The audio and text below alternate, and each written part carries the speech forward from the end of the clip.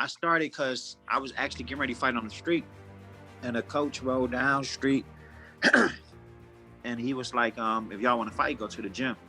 So I was like, no, being a typical kid from the neighborhood, bad. I was like, I kick all day, but I used to cuss and word, and I ran home, and the coach wouldn't let me, didn't want to let me box because I was like super skinny. As y'all see, I have skinny legs, and he gave me one shot on the strength of my father, and I was pretty much the best fighter he had.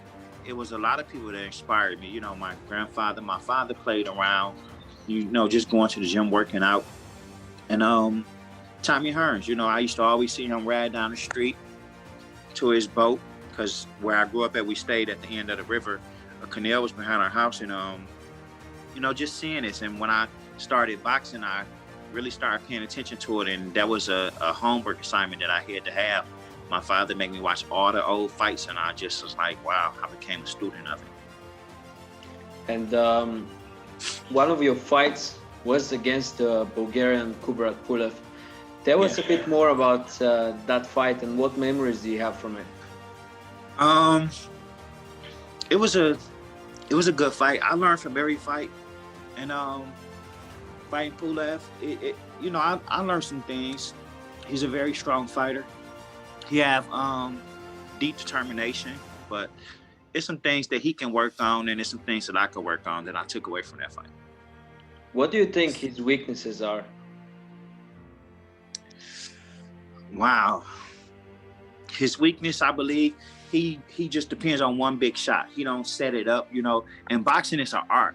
So that's like if a dancer or an ice skater know they about to do one move, they getting ready to prepare for a move, they do 3 or 4 moves before that big move.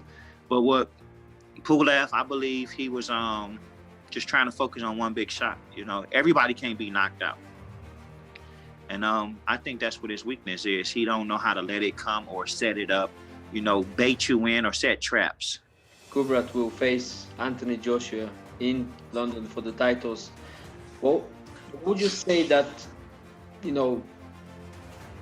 Pulev has more than Anthony? I was able to be in Anthony Joshua's training camp, and I know what he can do. And I fought Pulev, and I know what he can do, even though it's a difference between fighting and sparring. But Anthony Joshua is a beast. Pulev is a beast. They both different type of beasts, but it's gonna be a rough fight for Pulev, I believe, in my opinion. I consider, boxing is it's like a fraternity, a brotherhood, and I'm gonna say that I'm mutual friends with both of them. It's a mutual respect thing. So I mean, may the best man win. I'm gonna just say this: I do see that it can be a stoppage in a fight because they both big punchers. But like I say, honestly, I would lean towards more Anthony Joshua. I think he's just being the bigger guy. He's very strong physically. It just depends on what adjustments Pulev make. That's what this whole fight is about. Boxing is about adjustments. If I hit you, how can you adjust? Can you take my power? Can you take my pop, my speed? So it's just the adjustments with any fighter. But heavyweights, they big heavyweights, anything can happen. Final question on that fight: with Pulev's skills, can he take away the titles from Anthony? Anything, like I say, this is a heavyweight division. It take one shot, and you also gotta be in Anthony Joshua head for a moment, like, because he suffered a major defeat with Reese. He suffered a big loss, so in his mind, he may question, like, what I'm saying, be concerned about a big shot. So Pulev can crack, but it just depends on the game plan for either fighter. And what would you say was your break point in your life? Wow, when I went to prison, I lost everything. I lost hope. I lost determination. It was like went to a survival mode, and I always loved boxing, but I think that I fell out of love with it, so I did some things different to prepare for this fight, hired a new trainer, and I got that love back for boxing. But it's not the same as I had before I went to prison. Prison like screwed me up. What kept you motivated during the time in prison? Just hope, you know, me want to come home and be with my grandmother before she passed away. That was a driving force. So I was doing everything to try to get out. You know, I stayed, good behavior. And the person that's now my wife, you know, she was always a motivation because she gave me something to look forward to. And you gotta, sometimes you just gotta make it. You gotta dig down, you know. It's rough. The same thing every day. Somebody telling you when you can eat, when you can shower, it's rough. And if you had the chance to speak to the 15-year-old Rydell, what would you tell him? Stay on the course you is now. Stay boxing. This is your passion. It's your life. This is something that's going to change your life, change your family life, and hopefully generations in your family life. I was on my way to stardom, but I let the outside influence me, you know, like seeing the guys ride through the neighborhoods with the flashy cars, being in high school and my friends pulling out thousands of dollars out their pockets, and I barely got money for lunch money. And so I started drifting off with the movers and shakers, I guess you could say. So I just tell that 15-year-old Rydell, stay on your course. You know, you got a big potential life in boxing. Stay focused. And you mentioned the word prison before, but if you didn't go into prison, do you believe that you had everything to become the world champion? Yes, I definitely do. Even right now, you know, like being there with them young guys, from camps and the knowledge that I have, the experience, I definitely do. You know, boxing is not how it was in the generation I came up. And my generation is not how it was in Ali and Larry Holmes' generation, you know.